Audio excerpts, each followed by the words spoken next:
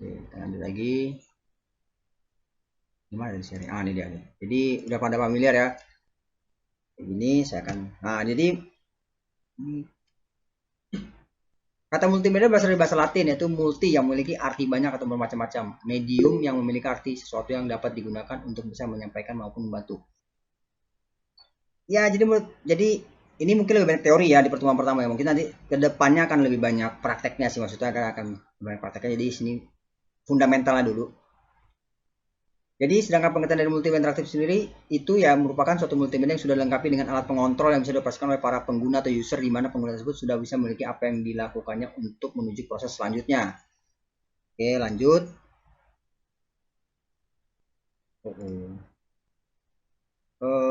Terdapat pendapat dari beberapa ahli pengertian dari multimedia interaktif itu. Menurut Munir, multimedia interaktif itu merupakan sebuah tampilan multimedia yang sudah dirancang oleh perancang atau desainer. Nah, itulah kalian desainer ya, kalian itu calon-calon desainer.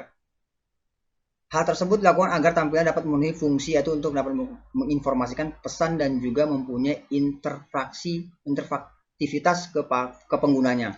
Ya, seperti user interface. Tampilan website, nah kira-kira gitu. Philips pada tahun 1997 berpendapat bahwa multimedia interaktif merupakan suatu frase yang dapat menggambarkan gelombang baru dari perangkat lunak pada komputer, terkhusus yang memiliki kaitan dengan bagian suatu informasi. Menurut Elson Cook, pada tahun 2001 berpendapat pengertian multimedia interaktif itu sendiri suatu kombinasi dari segala komunikasi saluran yang dapat menjadikan pengalaman komunikatif misalnya dengan lebih terkoordinasi yang dapat bahasa lintas channel dan sudah terintegrasi, penafsirannya pun tidak ada. Sudah bingung yang ngomongnya gitu. Multimedia interaktif adalah suatu tampilan multimedia yang dirancang oleh desainer agar tampilannya memenuhi fungsi, menginformasikan pesan dan memiliki interaksi pada penggunanya. Nah, ini dulu ya. Nah, jadi gini. Pemanfaatan multimedia itu sangatlah banyak diantaranya untuk media pembelajaran, game, film, medis, militer, bisnis, olahraga, iklan promosi, dan lain-lainnya. Jadi multimedia sendiri itu sekarang udah banyak digunakan untuk misalnya bikin animasi misalnya animasi kayak cara daftar bikin IKTP, mari vaksin kayak gitu-gitu udah banyak banget, maksudnya karena zamannya sekarang sudah teknologi, jadi multimedia ini sangat berkembang di dunia industri dan sangat dipakai. Ya kalau dulu saya mungkin di zaman saya mungkin masih majalah ya, masih tenar ya.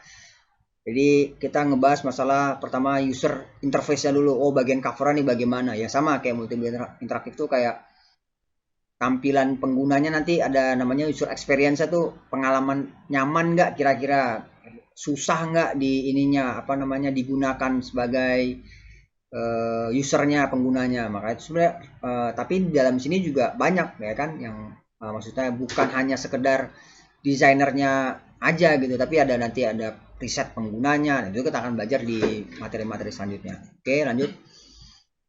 Manfaat media pembelajarannya adalah penyampaian materi pembelajaran dapat diseragamkan. Proses pembelajaran jadi lebih jelas dan menarik karena ada multimedia interaktif. Seperti halnya kalau sekarang tuh multimedia interaktif itu lebih ke kalau yang keren lagi, maksudnya yang terkenal tuh kayak Ruang Guru tuh mereka udah belajar pakai multimedia interaktif. Jadi lebih banyak pakai animasi, contoh-contoh kayak gitu. Jadi proses belajarnya lebih menyenangkan, tidak kaku, dinamis.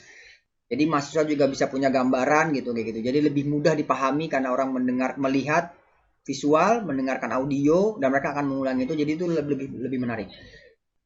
Proses interaktif, efisien dalam waktu dan tenaga, ya benar. Nah itu salah satunya karena kan informasinya bisa dibentuk oleh animasi-animasi tadi. Meningkatkan kualitas hasil belajar siswa, ya. Media memungkinkan proses belajar dapat dilakukan di mana saja dan kapan saja. Nah ini benar, ini mempermudah orang, jadi bisa diulang-ulang tanpa harus ngebawa buku, cukup tinggal putar videonya di aplikasi YouTube ataupun aplikasi video pemutar. Media dapat menunjukkan sikap positif siswa terhadap proses belajar, ya karena dari mungkin nggak pede atau apa, kalau mungkin ngebaca capek mata gitu kan, jadi menumbuhkan sikap positif terhadap proses belajar, ya menumbuhkan sikap positif, lebih percaya diri mungkin kali ya kalau orang pakai multimedia. Jadi ya karena mungkin gini, mungkin dalam belajar multimedia kalau kalian presentasi sudah dilakukan videonya kalian sendiri, kalian tinggal upload, kalian lebih pede dibandingkan kalian misalnya disuruh ngomong berbicara di depan 100 orang, benar nggak sih? Kira-kira kayak gitulah mungkin. Jadi bahasa demam panggung. Jadi kalau kalian sudah kalian kayak misalnya jadi YouTuber lah mungkin ya. Jadi kalian YouTuber itu kan kalau mungkin karena ngerekam video sendiri, eh, di-upload, orang nggak langsung dia langsung secara langsung gitu kan. Tapi kan setelah berlalu, setelah ada proses editing dan segala macamnya. Tapi kalau dia mungkin berdiri di depan orang langsung, mungkin agak sedikit apa namanya, auranya berbeda, tekanannya berbeda kayak gitu gitu. Mengubah peran guru ke arah yang lebih positif dan produktif. Ya, ini saya belum ini nih, menambah peran guru ke arah yang lebih positif dan produktif. Positif dan produktif. Kalau produktif ya jadi lebih banyak, sebagai seorang guru lebih banyak kita harus ngoprek-ngoprek aplikasi. Oke, lanjut ya. Jenis-jenis pembelajarannya, media hasil teknologi cetak. Nah, tadi saya bilang cetak. Teknologi audiovisual, teknologi berbasis komputer, teknologi gabungan. Jadi kalau udah 3 ini digabungan. Jadi cetak itu zaman dulu. Teknologi audiovisual ya udah kayak podcast sekarang ya kan, audio ada podcast ya, audiovisual. Ada ya YouTube. Teknologi berbasis komputer ya sekarang udah aplikasi kan, berbasis aplikasi, maksudnya ya bisa di buat aplikasi gitu kan. Terus teknologi gabungan ya itu menggabungkan semuanya jadi ya website, internet. Ya teknologinya apa sih? Ya teknologi gabungannya itulah internet, handphone.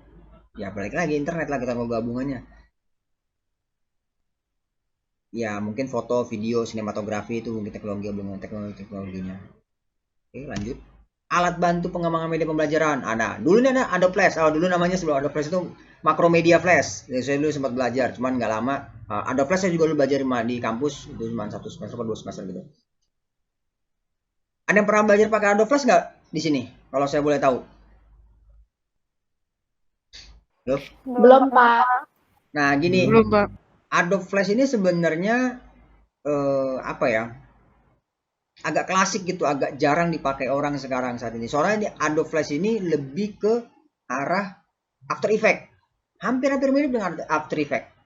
Tuh, terdapat tekniknya membuat animasi, fasilitas action script, filter, custom, easing, dan dapat memasukkan video lengkap, fasilitas playback. Jadi Adobe Flash ini mungkin, kalian aja gini. Tapi pernah dengar nggak sih Adobe Flash itu biasanya untuk memutar video di Adobe System gitu. Cuman emang sekarang kurang familiar gitu, kayak Macromedia Flash gitu. Kayaknya sekarang sudah tergantikan dengan yang namanya After Effects. Jadi ngebuat animasi, ngebuat icon-icon atau segala macam itu lebih ke banyak di After Effects. Movie Flash banyak memiliki ukuran file kecil yang dapat ditampilkan dengan ukuran layar yang sesuai dengan keinginan. Jadi Adobe Flash ini sebenarnya agak ketinggalan zaman ya, maksudnya ya kalau untuk pembelajaran aja, pengetahuan aja sih mungkin boleh, nggak apa-apa dipelajari. Tapi kalau misalnya kita pelajari lagi, kayaknya tuh terlalu jauh karena sama kayak gini. Siapa yang sekarang masih di era, maksudnya di era sekarang lagi masih banyak orang pakai Corel Draw, tapi orang lebih nyaman pakai Adobe Illustrator, benar nggak sih? Iya, Pak. Betul, Pak. Iya, benar, Pak. Nah, kayak gitu-gitu kira-kira. Jadi bukan Corel Draw nggak canggih, tapi apa sih namanya, sinkronisasinya. Jadi kalau misalnya gini, misalnya Adobe Premiere sama Adobe Audio sama Adobe Encoder gini. Jadi kalau saya input suara pakai Adobe Audio, apa ya, benar kan ya? Adobe Audio ya namanya, saya juga lupa namanya. Audition, Pak. Oh ya, Adobe Audition ya, betul ya. Saya kurang update juga tuh. Adobe Audition ya. Jadi oke, kalau mau ngerinder kita bisa pakai Adobe Encoder. Dia tersinkronisasikan, maksudnya sinkron gitu. Mensinkronnya gampang, benar nggak? Kayak misalnya Adobe Premiere ke Adobe After Effects dan sebaliknya, itu sinkronisasi gampang. Nah, jadi Adobe Flash ini dulu sempat familiar gitu, cuman sekarang kayaknya udah kurang. Nah, kira-kira di sini udah, saya rasa udah, kalau yang udah paham-paham tentang ya multimedia pasti udah, apalagi udah bikin YouTube, udah pernah bikin proyekan multimedia, udah pasti mata kuliah ini saya rasa buat kalian yang udah paham kayaknya wah receh banget nih. Apalagi yang udah semester 7, sosok bentar lagi mau tugas, ini mau S1 kan ya? Iya, Pak, S1. Nah, udah S1 tinggal tugas akhir aja kan. Ini multimedia ini sebenarnya kalau yang udah mau S1 nih udah cihuy lah, tinggal yang mungkin yang pemula-pemula. Oke, jadi gini nih. Nah, terus media interaktifnya apa aja sih? Media audiovisual gerak, media audio visual diam, media audio semi gerak, visual gerak, visual diam, semi gerak. Jadi kayak GIF itu kan semi gerak. Nah, GIF ya kan, jadi kayak geraknya nggak cuma berulang-ulang di situ-situ aja, ya diem aja. media visual diam ya foto. Pasti. Media cetak udah ketinggalan. Media cetak masih ada sih poster-poster, cuman nggak sehebat dulu. Orang sekarang banyak kan promosi juga di digital kan, karena lebih efektif, lebih banyak penyebarannya, walaupun percetakan masih tetap ada ya, beberapa nggak bisa dihilangkan juga sih. Oke, ini cuman gambarnya doang ya. Suplemen apa nih? Tambahan suplemen. Multimedia dapat dikatakan menjadi tambahan atau suplemen jika guru maupun siswa memiliki kebebasan dalam memilih. Jadi ini sebenarnya pelajaran multimedia ini ya kayak ya tadi bikin user interface sih kayaknya ujung-ujungnya sih. Nah, pelengkapan kayak gitu-gitu menjadikan ini masih teori-teori sih. Jadi multimedia dapat dikatakan menjadi pelengkap atau komplement jika multimedia tersebut sudah diprogramkan untuk bisa menunjang maupun melengkapi materi pembelajaran yang akan diterima oleh siswa tersebut di dalam kelas. Jadi sebenarnya kayak misalnya misalnya saya kasih referensi video, yaitu namanya multimedia kan. Jadi itu hanya pelengkap untuk mendukung, misalnya saya menjelaskan daripada saya cerita mulu kayak radio kan. Jadi kalian bisa ada sedikit referensi gambaran, misalnya oh nih kira-kira kayak gini. Jadi sebenarnya mata kuliah ini lebih cenderungnya lebih enaknya teori praktek. Jadi misalnya oh cut to cutnya begini, masukinnya kayak gini, oh bikin animasinya seperti ini. Nah, kira-kira seperti itulah.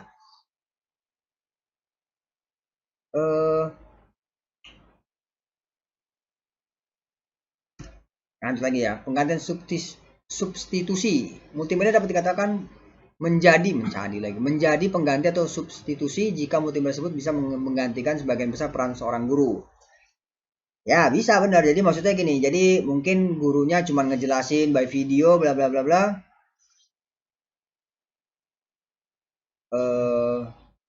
Nanti bisa diulang-ulang. Misalnya kayak saya ini ngerekam video, saya jelasin materi, misalnya saya kasih pembelajaran praktek apa segala macam. Tanpa saya misalnya gini, tanpa saya harus hadir di kelas, kalian bisa ngulangin mata kuliah itu jika mata kuliah lagi, maksudnya materi pembelajaran itu jika tidak tahu bisa bertanya gitu. Nah kan ini pembelajarannya yang sesuai dengan gaya belajar, waktu dan juga kecepatan belajar dari tiap siswanya. Jadi ada orang bilang belajar wah susah pak kalau belajar misalnya online, kalau praktek iya memang benar susah, itu pasti ada sedikit kesulitan gitu kan, karena kan biasanya kan nyamannya kan ketemu langsung, bener nggak? Jadi kalau teori aja tanpa adanya praktek juga nggak dipraktekin, kita nggak tahu nih salah benarnya di mana. Itu juga agak sedikit membingungkan memang. Benar, saya juga setuju. Saya juga ngalamin kalau misalnya ngikutin kelas kayak gitu. Oke, seperti yang sudah dijelaskan sebelumnya, konsep dari multimedia interaktif juga tidak luput dari penggabungan antara gambar, video, teks, audio, animasi, dan sebagainya, di mana beberapa hal tersebut telah digabungkan menjadi sebuah karya yang baik dan menarik bagi setiap orang yang melihatnya. Jadi multimedia itu dirancang oleh seorang desainer agar setiap hal yang divisualisasikan dapat membuat penggunanya merasa terkesan ketika melihatnya, wih keren nih gitu. Jadi di dalam multimedia ini nggak cuma satu orang, kalian bikin desain nanti mungkin ada yang masukin ke dalam aplikasinya, misalnya orang IT-nya itu kalian mesti kerjasama. Jadi namanya multidisiplin ilmu. Ya mungkin kalau kalian bisa IT-nya nggak jadi masalah ya, kayak lebih baik lagi. Nah, salah satu contoh karya multimedia interaktif ya ini kayak digitalisasi. Nah, seperti ini. Jadi kayak e-commerce. Ini contoh dari orang sih saya ngambilnya.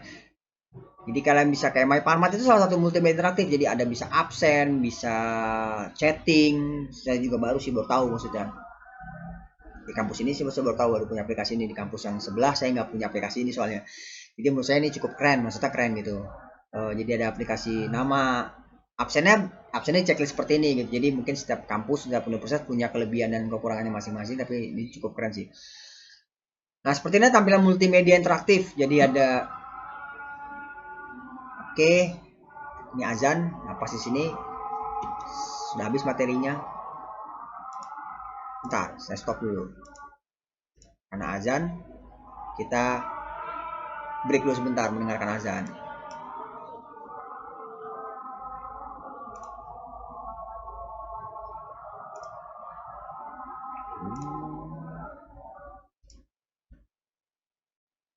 Dasar sih sebenarnya multimedia itu, maksudnya ya umumnya sih seharusnya kalau anak zaman sekarang ya, maksudnya apalagi yang udah zaman seperti ini, maksudnya kayaknya dengan multimedia itu kayaknya kita udah familiar banget ya namanya multimedia. Cuma mungkin kalau kita sampai ngebuat user interface-nya itu banyak prosesnya, maksudnya banyak butuh pekerjaannya gitu, nggak bisa cuma satu orang gitu kan. Mungkin kalau cuma buat ngedesainnya aja ya bisa, tapi desain juga kan perlu ada namanya riset, ada bikin yang namanya nanti storyboard kayak step by stepnya tuh dari misalnya itu banyak lah, itu nanti di materi-materi selanjutnya akan saya bahas. Terus kalau tools-toolsnya juga apa aja kira-kira bagaimana, nanti akan beberapa akan saya cantumkan referensi-referensinya.